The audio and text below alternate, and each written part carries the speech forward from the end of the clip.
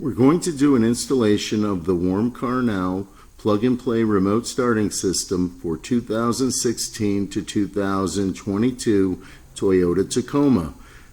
The video is going to show you 3 locks starting from the OEM remote and the optional MyCar smartphone controller.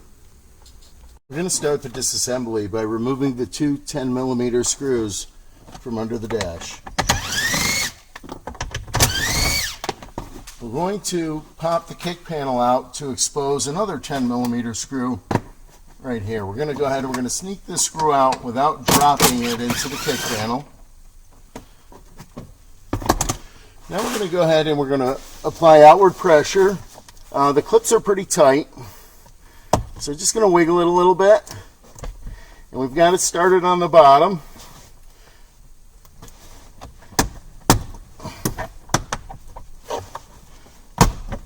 We go all the way across. There's a little piece down here that we have to get around the kick panel trim.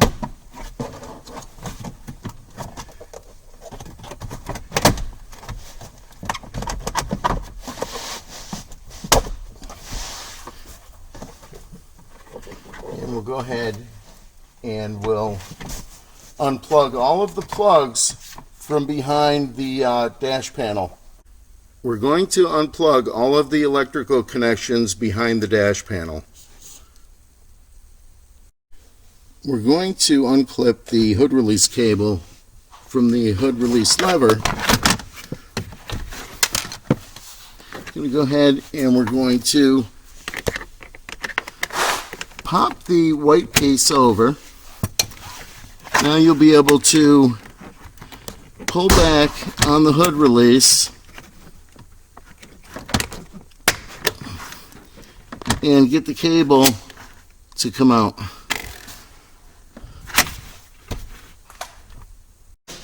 If you release the hood, make sure you go outside and close it. If the vehicle has a OEM hood switch, the unit's going to see that the hood's open and it's going to fail to start when you test the device. We're going to remove the steering column cover plastic. We're going to remove the 2 Phillips screws of the face of the cover. We're going to go ahead and we're going to turn the key to the run position. Turn the steering wheel so we have access to the screw. We're removing the Phillips located in front of the directional, and we're going to do the same thing on the opposite side.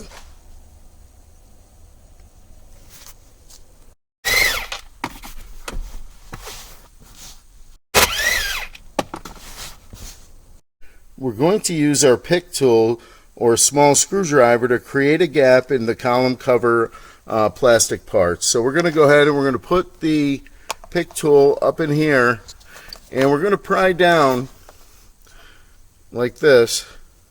Just pry them back, and that'll give us a gap on the top here. We can use a plastic tool and gently pull down while we put pressure on the side right here. There's a clip here, so I'm just going to push in and get that to release. We're going to repeat this on the other side. Keep in mind you're going to have to pull the plastic out a little bit to get it over the ignition switch. We want to remove the lower cover completely. Make sure your wheel is all the way telescoped to the full outright position and all the way up, and you'll have a little bit more room. You'll have to have the tilt lever released also. First connection point is going to be done at the back of the ignition switch. We're going to install our ignition switch T-harness portion. We're going to unplug the ignition switch by pushing the clip down and pulling back on the plug to remove it.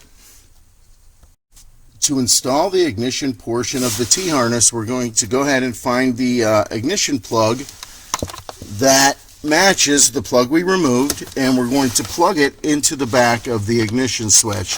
We're going to support the switch while we plug it in. We're going to make sure it clicks in and locks. We're now going to plug the plug that we removed from the ignition switch into the corresponding end of our ignition switch T-harness. At this point, we're going to establish a route for our harness. We're going to go ahead and we're going to put these 2 wires together like this, and we're going to put them down and route them along with the factory harness. I'll show you a close-up. So we've routed our wiring down along the OEM harness, and we put 2 of our 8-inch zips from our kit on to secure the harness back here. This way, when we put the cover plastic back on, we won't have interference issues with everything, you know, up in here. It'll basically be behind the cover. And we've also started our routing so that our device, you know, is going to be over on this side of the vehicle. So we're routing our harness through the back here. You want to make sure that after you do your zip up, that you have freedom of movement of your column here with no interference. So you want to go up and down, push it in and all the way out, and make sure that there's no binding or any type of interference problems. So we have our plug routed out this side. We're going to go ahead and we're going to attach our ground. We're going to ground the ring terminal from our ignition plug T-harness. We're going to use the right here. I'm going to go ahead.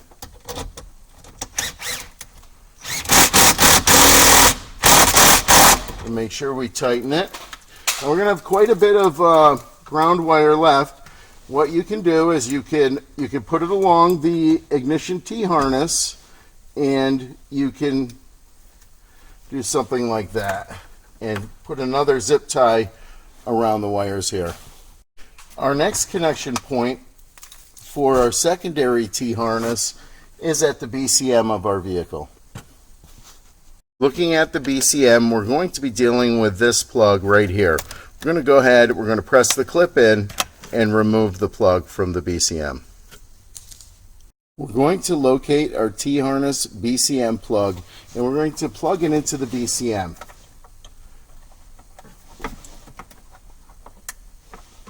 We're going to make sure it goes in smooth and locks. Now we're going to take the plug that we removed from the BCM, and we're going to plug it into the other side of the BCM T-harness. We're going to make sure it locks. The next connection point we're going to be dealing with is the diagnostic plug portion of the T-harness. So we're going to go ahead and we're going to release the diagnostic plug from the OEM bracket. We're going to push the ears on the side in while we push back. We're going to do this on both sides, and we're going to remove the plug from the bracket. We're going to locate the diagnostic plug portion of our T-harness, and we're going to snap our diagnostic plug end into the bracket.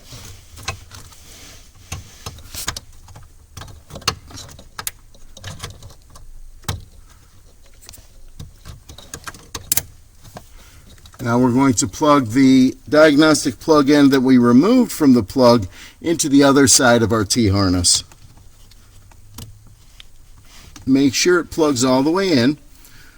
So now we can still have access to diagnostic functions, but we've made the connections that we need at the diagnostic plug with this T-harness. If your Tacoma has an OEM alarm system, an OEM alarm system is, you know, when the vehicle is locked up, if you were to break in and open the door, does an alarm go off? It doesn't mean the panic feature on the remote. It means an actual alarm. So if you have an alarm, you're going to make a connection at the pre-installed posi tap on the BCM harness. To test for an OEM alarm, make sure the hood and all the doors to the vehicle are closed. Lock the doors with the OEM remote. The driver's window of the vehicle is rolled down. So we're going to wait approximately 1 minute. Now if you look in the middle of the dash, you see the light blinking. They may all have that light, so we can't go by that. We're going to wait though and watch the light a little bit. Sometimes if it has an OEM alarm, the pulses will slow down and it'll flash slower, and that would be an indication that the alarm is fully activated. So we're just going to wait a few more seconds. Okay, now we're going to reach through the window. We're going to unlock the door manually. If you push the switches, they won't work. So you want to slide the latch back. Now we're going to open the door. If an alarm goes off, we have an OEM alarm. If there's no alarm that goes off, we do not have an OEM alarm. So this vehicle, I will not connect the orange wire. On your harness, you will have a wire that says connect if your vehicle has an OEM alarm. We're going to locate this wire. We're going to strip 1/4 inch of insulation off of the wire. We're going to locate the posi tap on the BCM. We're going to loosen the collar on the end about a turn, 1 turn. And we're going to take the strands of the wire and insert them into the posi tap. You're going to feel the wire bottom out. You're going to push it in more. You're going to feel it go in a little deeper. That's the wire going into the tap. We'll now turn the collar and lock the wire into the tap. I'm going to give you a close-up. So we want to give it a pull test to make sure that it actually bit and it's connected. This is a disarm connection if you have the OEM alarm. So even though I don't need the disarm, I had to show you how to connect it. So right now I'm just going to loosen the collar, pull my wire out, tighten the collar so it doesn't vibrate off. And I'm going to go ahead and I'm going to apply a couple zip ties to my harness. I'm trying to keep things neat while I'm working, so when I get to the end of the job, I don't have a spaghetti mess. So we're going to go ahead and we're going to come back up through here with the BCM portion of the T-harness. Just going to get this out of the way so you can see. Now I'm going to parallel it with my ignition harness. You don't want it too short because it's going to have to plug in and lock. But we want to keep things about the same length. So we're going to do this. It's going to go a little bit longer with the secondary, just a smidge. And we're going to put a zip tie here and tie these two harnesses together along with our disarm wire. End it with a zip tie right here. And we're going to go ahead and we're going to move on to the next step. The device included in your kit is flashed for your vehicle. All of the correct options are set for your vehicle to start from the OEM remote. All of our kits are complete kits. You will not need extra parts to complete the installation. Everything is assembled and ready for remove from the box installation. Follow the video steps and use genuine WarmCarNow equipment for a successful installation. So we're ready to pair our device. We've kept everything neat, and we're going to go ahead and we're going to locate the program button on the top of the module. We're going to hold the program button down while we plug in the 6-pin plug. When we do this, there's 3 LEDs on the front. They're going to begin to cycle. We're going to want to release the button when we have both the red and the blue LEDs lit. So we're going to go ahead and we're going to hold the program button while we insert the 6-pin plug. Lights will begin to cycle. Release when you have the blue and the red LEDs both lit. If you release on any other color, you can remove the plug and repeat the procedure. So we're going to go ahead and we're going to do it again. We're going to hold the button down. We're going to plug in the plug. Lights begin to cycle.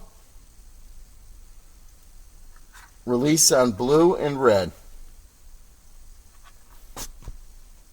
We're going to locate the program button. We're going to hold it down. We're going to plug in the 6-pin plug. When we do this, the lights on the front are going to begin to cycle. We're going to release the button when both the blue and the red LEDs are lit. If we release on any other color, we can remove the plug and repeat the procedure. We're now going to plug in the remaining connectors, making sure not to press the button while we do this. So we're going to go ahead and we're going to plug in the 20-pin plug.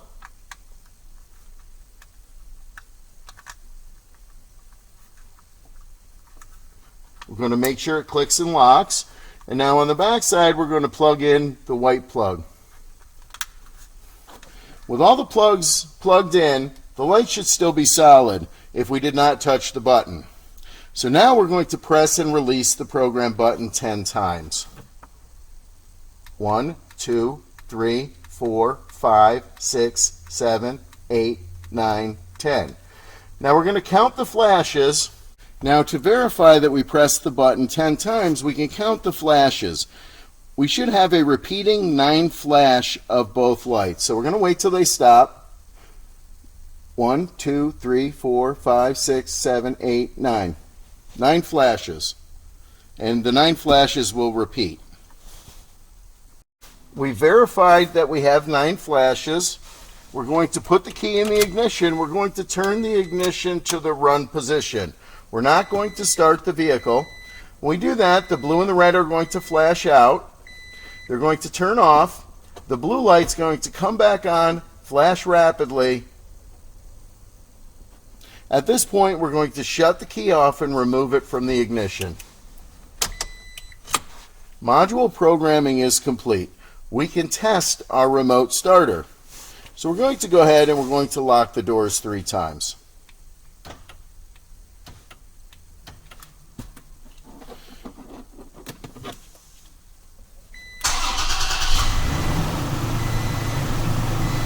The vehicle will start and run for 15 minutes. Now, we need to do what's called a TPMS interruption in order to keep this remote functioning while the engine's running. So at this point, to shut the engine off, because this remote will not function while the engine is running, we're going to press and hold the brake pedal with our hand. This will turn the engine off. So we verified our remote starter is working from the OEM remote and starting the vehicle. Now we're going to do what's called a TPMS interruption, tire pressure monitoring system. This is a wire that has to be cut and spliced. It's the only wire that we have to connect to on the vehicle. So that's why I wait to make sure everything's working correctly before you cut the wire. Be nothing worse than cutting the wire and have things not work out and the system doesn't work and you have to return it and you've cut a wire. So we save this part for last. If you look at the diagram, it shows a picture of the plug at the BCM from the back. We use pin location and wire color both to identify the wire. I'm going to go ahead and I'm going to show you how to locate this wire. So we're going to be working at this plug right here on the BCM, right next to the first BCM plug that we installed. We're going to have to locate the TPMS wire and cut it. This is the TPMS wire. It's the 4th pin down. It's listed in the instruction guides as either it could be pink, which this is kind of a pinkish red, or it could be light green. So we're really going to go by the pin location, and then it's either going to be pink or light green, depending on your vehicle. When I make an interruption, I like to do it as far back on the harness as I can do it. I don't like to do it up next to the plug. If something were to go wrong, I would have plenty of wire to do a repair. If I'm up against the plug, things happen and I can't get enough wire to do a repair, then I'm screwed. So stay back. I'm going to show you how I'm going to do it. So I'm just going to take my razor knife. I'm going to remove a little bit of this tape. Or actually just slice it a little bit so I can open it up. Very tough stuff. So I'm slicing upward away from myself. I'm being careful not to hurt the conductors or cut any of the insulation off. Just going to get a little bit extra wire. Like I said, I like to do these interruptions as far back as possible. I just got a little bit off. I'm going to go ahead and I'm going to cut the wire. Now, if this is uncomfortable and you want to unplug this plug, there's a little clip up at the top. If you're more comfortable releasing the plug, you can use a pick tool and go from the top, push down, there's a clip. You can now pull out and remove the plug from the BCM. So we have our plug out. We pulled down the tape a little bit. We have plenty of working room. We want to go back about here and cut the wire, strip both ends. And now I'm stripping a good inch. I want to make sure my connections are good. I'm going to be wrapping them So in your kit, you have a TPMS harness, and it looks like this. It's two wires twisted together. We're going to go ahead and we're going to strip about 1 inch of insulation from both of the wires. We're going to make our connections. We're going to use the white wire with the red stripe, and we're going to connect to the BCM side of our cut. This would be the side of the cut that is closest to the BCM plug. We're going to twist the wires together. We're going to make sure we twist them well. We're going to twist all the conductor around, and then at the end we're going to fold it, just like that. We're going to do this to the other side. So by twisting these together, we make secure connections. You know, we're twisting them a bunch of times, and then we're folding them over. So these connections will be pretty solid. We're going to use a wire nut to insulate our connections. You are welcome to do whatever you'd like. If you want to solder these, shrink them, whatever. But what is going to come in your kit are 2 wire nuts. We're going to go ahead and we're going to put the wire nuts on. And we're going to make sure that they bite and they screw down tight. We'll do that to both sides. So there's the interruption. If you're concerned about the wire nuts falling off, some people don't like to use wire nuts in an automotive application. You can go ahead and tape them on. We're going to plug the plug back into the BCM. We're going to make sure the lever's all the way back. We're going to put the plug in. We're going to get it to go down until it bottoms out, and then we're going to gently push the lever closed and lock the plug back in. We're going to route the plug over to our control module, and we're going to plug it into the red port. Now with this interruption made, the OEM remote will function while the engine's running. We're going to go ahead and we're going to zip this portion to our harness. Now this wire can be long. Sometimes you can trim it down, or you can fold it back and forth to take up the extra slack. We're outside of our vehicle. We're going to test the remote starter. We want to lock the doors 3 times. We don't want to do the 3 lock pulses fast. We just want to do 3 clear, distinct presses. Lock, lock, lock. This will trigger remote starting. Our engine is set to run for 15 minutes. And I'm going to show you the OEM remote still works. We're going to shut the engine off. Lock, lock, lock. So the remote functions while the engine is running, as long as you do the TPMS interruption. If you're not using the OEM remote and you're going to use aftermarket remotes, you could potentially not do the TPMS interruption, and it would not matter because this only keeps the OEM remote active while the engine's running. So we're going to add our RFK411 remotes. Again, if you buy this as a kit, I will pair the remotes to your device. If you're adding this, at a later date, I can send you a video that will show you how to pair the device with the remotes. So first thing we're going to do is we're going to plug our antenna into the cable. We're going to plug the blue connector into the blue port. So we can't have the MyCar and this simultaneously. It's one or the other. So we're going to go ahead and we're going to plug in. Now we're ready to go ahead and test our system. We're outside the vehicle. We have the RFK411 on our keychain. It's not too bulky. It's pretty small. So I'm going to show you how it works. We press and release the button 1 time. We will lock the doors. If we press and release the button 2 times, we'll unlock the doors. And it unlocks all the doors. So you don't have to do it twice. So to start the vehicle, we're going to press and hold until the parking lights come on, and then we're going to release the button. Our engine will start. It will run for 15 minutes. We can go ahead and shut it off, press and hold. Now this gives you between 2,000 and 3,000 feet of range. That way, you can use the remote starter when you're more places than just in your driveway, a couple hundred feet away with this remote.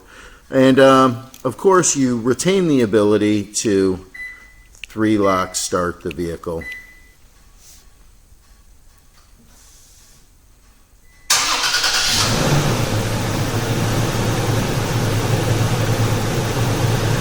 Again, this is the RFK411. To mount the antenna for the RFK411 or the RF antenna kit, remove the cover from the two-sided tape. Stick the antenna to the windshield. Run the cable under the headliner. Around here, use your plastic tool. Remove the door gasket by pulling out. Run the cable down through the A-pillar, cover plastic underneath the dash, and plug it into the unit. We're going to go ahead and we're going to add the MyCar smartphone controller. Now I'm going to add it like you purchase the units together. So it's really easy for you when you purchase the units together. If you don't purchase them together and you're going to add the MyCar, I have several videos I can send you, that will help you with the installation.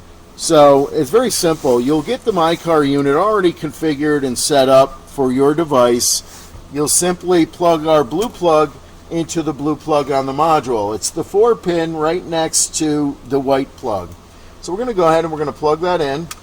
When we plug it in, we're going to have the LED lights on our MyCar illuminate. The red is a GPS signal indicator. Then there's a green light that's going to pop on. That's a cellular signal indicator. While they're looking for signal, or while the device is looking for a signal, the lights will blink. When the device locks on a signal, the lights will go solid. So we're going to set it up on the dash with the appropriate side facing down. It actually has this side down stamped into it. And we're going to set it up here on the steering column, and we're just going to let it acquire a signal. And then I'm going to show you how to use it. You're going to download the MyCar Controls app. We're outside the vehicle. We have the app up and running. We're going to go ahead. We're going to send a lock command. Our doors are going to lock. We're going to get a confirmation back, and our door lock indicator says our doors are locked. We're going to unlock the vehicle.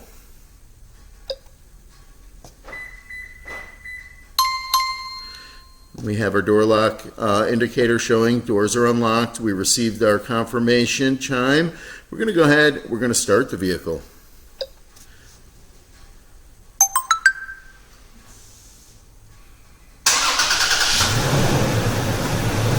So now watch the runtime indicator.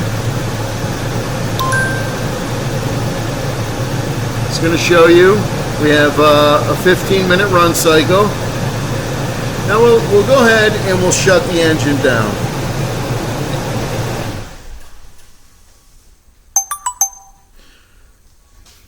Now we'll use our GPS locator and we will locate the vehicle. That's exactly where the vehicle is. Go back. If you install the MyCar smartphone controller, you still retain the ability to activate remote start from the OEM remote by using 3-lock.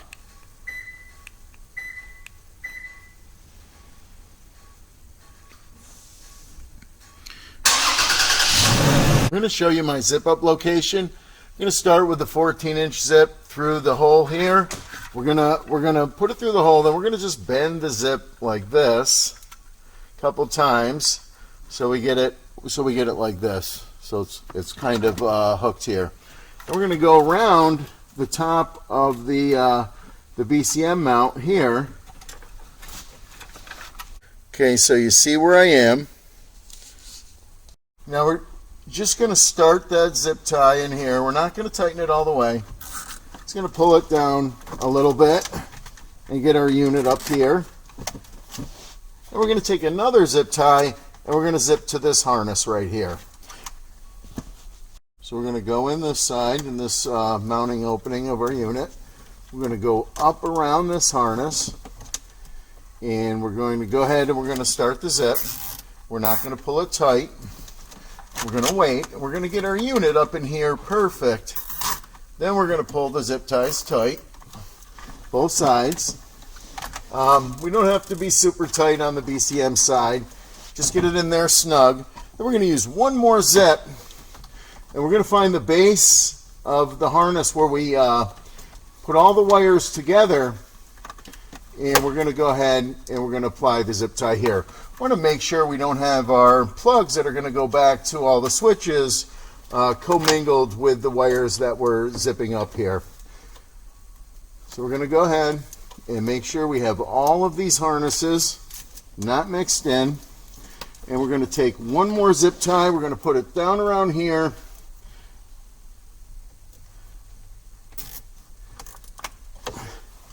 Now our unit's up here. We're going to cut all the ends off and reassemble our vehicle.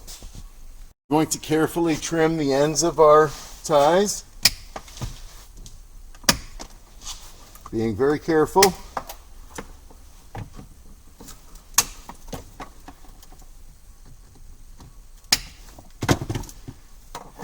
Now this is a valet button.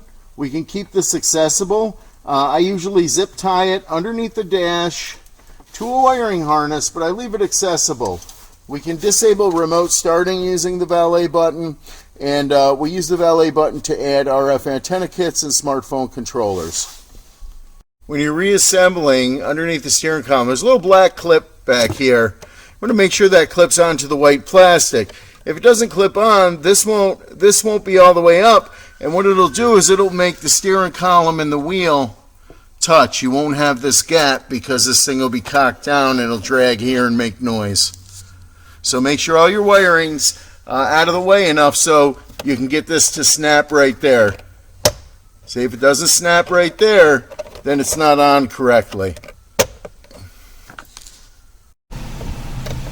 When you enter the vehicle with the vehicle in remote start mode, you will notice the TPMS light blinking. This is due to the fact that we have the TPMS interrupted during remote start. When we place the key in the ignition,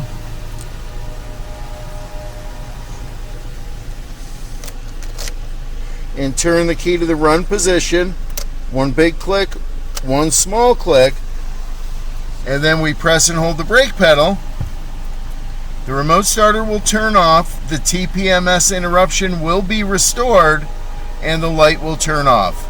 This is absolutely normal and necessary for the device to function correctly.